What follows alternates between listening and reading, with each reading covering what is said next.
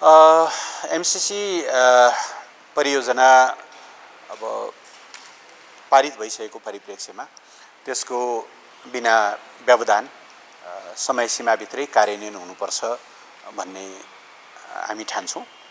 तिनै विषयमा कुराकानीहरू भएको छ। सँगसँगै नेपाल अमेरिका द्विपक्षीय सम्बन्धका विविध पक्षहरूको बारेमा पनि त्यो भेटघाटमा छलफल भएको छ। हामी नेपालको विकासमा सहयोगी हुन सक्ने ती लगायत अन्य मित्र राष्ट्रहरूबाट प्राप्त हुने सहायताहरूलाई पनि व्यवस्थित ढङ्गले राष्ट्रिय हितमा कार्यान्वयन गरिनुपर्छ भन्ने पक्षमा छौँ। हामीले त्यही कुराहरू सम्प्रेषित गरेका छौँ। नेकपा एमाले केन्द्रीय सचिवालयको 23औं बैठक आज सम्पन्न भएको छ। यो बैठकबाट हामीले केही समसामयिक प्रश्नहरूमा महत्त्वपूर्ण प्रस्तावहरू पारित गरेका छौँ, केही महत्त्वपूर्ण छलफलहरू गरेका छौँ, केही महत्त्वपूर्ण निर्णयहरू पनि गरेका छौँ। म संक्षेपमा तपाईहरुसँग ती कुराहरू राख्न चाहन्छु। सबैभन्दा पहिले आजको बैठकबाट पारित भएका प्रस्तावहरूकै बारेमा तपाईहरुलाई जानकारी गराउन चाहन्छु। हामीले 6 वटा प्रस्तावहरू पारित गरेका छौँ। पहिलो, वर्तमान सत्ता गठबन्धन संविधानको उल्लङ्घन गर्ने, संवैधानिक संस्थाहरूमा हस्तक्षेप गर्ने, तिनीहरूलाई विवादित र निष्प्रभावी बनाउने र लोकतन्त्रलाई जगैदेखि खलबलाउने काममा उद्यत छ। कोशी प्रदेश सभामा सत्ता गठबन्धनबाट गरिएको संविधान विरोधी क्रियाकलाप यस श्रृङ्खलाको पछिल्लो कडीको रूपमा रहेको छ। नेपालको संविधानले सभामुख पदलाई निष्पक्ष र तटस्थ भूमिकामा रहेर व्यवस्थापिकाको नेतृत्व गर्ने संवैधानिक भूमिका तय गरेको छ। संविधानले कहीँ पनि सभामुखको पक्षधरताको परिकल्पना गरेको छैन। त्यसै कारण सभामुखले दलीय आबद्धताबाट अलग हुने प्रचलन रहेको छ। अझ सरकार गठन गर्ने या हटाउने सन्दर्भमा सभामुख स्वयं संलग्न हुने कुरा त नेपालको संविधान, नियन्त्रण र सन्तुलनका विश्वव्यापी मूल्य मान्यता एवं हाम्रा आफ्नै लोकतान्त्रिक र संसदीय अभ्यासमाथिको नाङ्गो प्रहार हो भन्ने कुरा स्वतः स्पष्ट छ। नेकपा एमाले सत्ता गठबन्धनका यस्ता असंवैधानिक कदमको भर्त्सना गर्दछ। असंवैधानिक ढङ्गले गठन गरिएको कोशी प्रदेश सरकार भङ्ग गरी सरकार गठनको संविधान सम्मत प्रक्रिया तत्काल आरम्भ गर्न माग गर्दछ। पहिलो। दोस्रो, देशैभरि फैलिएको लम्पी स्किन रोगबाट हालसम्म 7,64,000 भन्दा बढी चौपायाहरू संक्रमित भएको, 27,000 गाई वस्तुको मृत्यु भइसकेको, यसबाट हालसम्म किसानहरूले अर्बौंको नोक्सानी बेहोर्नु परेको र संक्रमण निरन्तर फैलिरहेको भयावह तथ्य सार्वजनिक भएको छ। तर 4 महिना अगाडिदेखि फैलिएको यस महामारीलाई रोक्न सरकारले कुनै प्रभावकारी कदम चालेको छैन। संक्रमण रोक्न खोप सहज ढङ्गले उपलब्ध भइरहेको छैन। पशु बिमा गराएका किसानहरूले बिमा रकम भुक्तानी पाउन सकेका छैनन् र अन्य राहत पनि नगण्य मात्रै रहेको छ। किसानहरूले बेहोर्नु परेको यस अपूर्ण क्षतिलाई न्यून गर्न तत्काल प्रभावकारी कदम चाल्न, बिमा रकम तत्काल भुक्तान गर्न, खोपको प्रभावकारी प्रबन्ध गर्न र किसानहरूलाई राहत दिन नेकपा एमाले सरकारसँग गम्भीर ध्यानाकर्षण र जोरदार माग गर्दछ। यस वर्ष पनि किसानहरूले धान लगाउने याममा पर्याप्त सहज र सुलभ रूपमा रासायनिक मल पाउन सकेका छैनन्। सरकारको यस अक्षमताको भर्त्सना गर्दै पार्टी तत्काल पर्याप्त मात्रामा किसानहरूलाई मल उपलब्ध गराउन माग गर्दछ। तेस्रो, अनुचित लेनदेन, मिटर ब्याज सम्बन्धी कसुरलाई दण्डनीय बनाउन जारी गरिएको अध्यादेशलाई प्रतिस्थापन गर्न ल्याइएको मुलुकी संहिता सम्बन्धी केही नेपाल ऐनलाई संशोधन गर्न बनेको विधेयक नामको प्रतिस्थापन विधेयकका बारेमा सत्ता गठबन्धनबाट व्यक्त भइरहेका अभिव्यक्ति र सम्प्रेषित भ्रामक समाचारहरूप्रति हाम्रो पार्टीको गम्भीर ध्यानाकर्षण भएको छ। यस सम्बन्धी अध्यादेशलाई प्रतिस्थापन गर्न सरकार आफैले निकै ढिलो गरी प्रतिस्थापन विधेयक राष्ट्रिय सभामा प्रस्तुत गर्यो।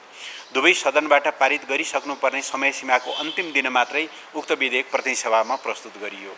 सरकार आफैले विधेयक प्रस्तुत गर्न ढिलाइ गर्ने, सदन सञ्चालन गर्न आवश्यक पहल नगर्ने, विधेयकबारे सत्ता गठकभित्रै गम्भीर विवाद रहने र यिनै कारण विधेयकमाथि प्रतिनिधि सभामा छलफल हुन नसकेको यथार्थलाई ढाकछोप गर्दै नेकपा एमालेलाई दोषारोपण गर्ने सरकारको नियत आपत्तिजनक छ। नेकपा एमाले केन्द्रीय कमिटिको गत वैशाख 28-30 मा सम्पन्न 5औं बैठकले विशेष प्रस्ताव पारित गर्दै मिटर ब्याज पीडितहरूको धरना र प्रदर्शनप्रति गम्भीर ध्यानाकर्षण भएको र यस समस्यालाई समाधान गर्न तत्काल आवश्यक कानुनी प्रबन्ध गर्न माग गरिएको तथ्य यहाँ स्मरणीय छ।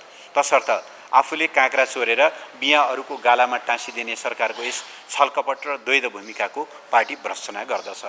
सरकारकै कारण प्रतिस्थापन विधेयक निष्क्रिय भइसकेको परिप्रेक्ष्यमा अविलम्ब नयाँ विधेयक ल्याउन पार्टी सरकारको ध्यानाकर्षण गराउँछ।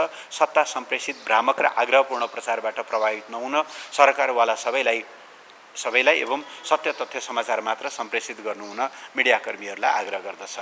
4. विश्वविद्यालयहरूमाथि सत्ता संरक्षित विद्यार्थी सङ्गठनहरूबाट भइरहेको निरन्तरको हस्तक्षेप, तालाबन्दी र अराजकता प्रति पार्टी गम्भीर भएको छ। केही समय अगाडि पूर्वाञ्चल विश्वविद्यालय सेवा आयोगका अध्यक्षमाथि सत्तापक्षका विद्यार्थीहरूद्वारा निन्दनीय दुर्व्यवहार गरियो। नेपाल संस्कृत विश्वविद्यालयको सेवा आयोगको कार्यकक्षमा सत्तापक्षकै विद्यार्थीहरूद्वारा तालाबन्दी गरिएको छ। यी लगायत अन्य विश्वविद्यालयहरूमा सिर्जना गरिएका समस्याका कारण हजारौं विद्यार्थीहरूको भविष्य प्रभावित भएको छ। नेकपा एमाले स्वतन्त्र र स्वायत्त प्राज्ञिक संस्थाहरूमाथि सत्तापक्षबाट भइरहेका यस्ता हस्तक्षेपको निन्दा र भर्त्सना गर्दछ। 5. अविरल वर्षाका कारण आएको बाढी, पहिरो र डुबानमा परेर जनधनको ठूलो क्षति भएको छ। राजधानी प्रवेश गर्ने लाइफलाइनको रूपमा रहेको भरतपुर मुगलिङ सडक लगायत अन्य राष्ट्रिय राजमार्ग र सहायक राजमार्गहरू पटक पटक अवरुद्ध हुँदा आपूर्ति प्रणाली र जनताको अत्यावश्यक आवाजातमा समेत पटक पटक व्यवधान सृजना भएको छ। तर प्राकृतिक विपत्तिसँग जुझ्ने सरकारको प्रतिकार्यको तयारी असाध्यै फितलो, निष्प्रभावी र सुस्त देखिएको छ। पार्टी केन्द्रीय सचिवालयको यो बैठक प्राकृतिक विपत्तिमा परि ज्यान गुमाउनु हुनेहरूप्रति श्रद्धाञ्जली अर्पण गर्दछ, घाइतेहरूको शीघ्र स्वास्थ्य लाभको कामना गर्दछ, प्राकृतिक विपत्तिका बेला तयारी अवस्थामा रहन तथा राहत र उद्धारका काममा तत्काल खटिन पार्टी सम्बद्ध सबै युवा, विद्यार्थी, भूपू सैनिक र प्रहरी सहित पार्टी पङ्क्तिलाई आह्वान गर्दछ।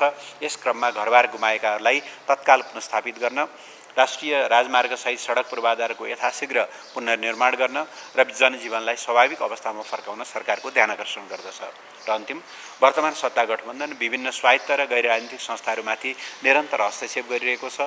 स्वस्थ प्रतिस्पर्धाका आधारमा नेतृत्व चयन हुन नदिने, ती संस्थाहरूलाई जसरी पनि आफ्नो नियन्त्रणमा राख्ने र त्यसो हुन नसके विभाजन गर्ने या विघटन गर्ने क्रियाकलाप गर्दै आएको छ। नेकपा एमाले गठबन्धनका यस्ता क्रियाकलापको भर्त्सना गर्दछ। यी प्रस्तावका अतिरिक्त पार्टीले केही आन्तरिक सङ्गठनात्मक निर्णयहरू पनि गरेको छ। त्यस अन्तर्गत बागमती प्रदेशको इन्चार्जमा स्थायी कमिटीका वरिष्ठ सदस्य गुरु बराललाई तोकिएको छ। अरू केही कमान्डरको जिम्मेवारीमा सामान्य हेरफेरहरू भएको छ। केही विभागमा सदस्यहरू थप गरिएको छ र पार्टी सदस्यता नवीकरणको काम यो असार मसान्तभित्र सकिसक्ने हुनाले साउन 15 भित्रमा सबै विवरणलाई अद्यावधिक गरेर प्रमाणीकरण गर्ने र त्यसपछि प्रदेश अधिवेशनहरूको तयारीमा लाग्ने निर्णय पनि पार्टीले गरेको छ।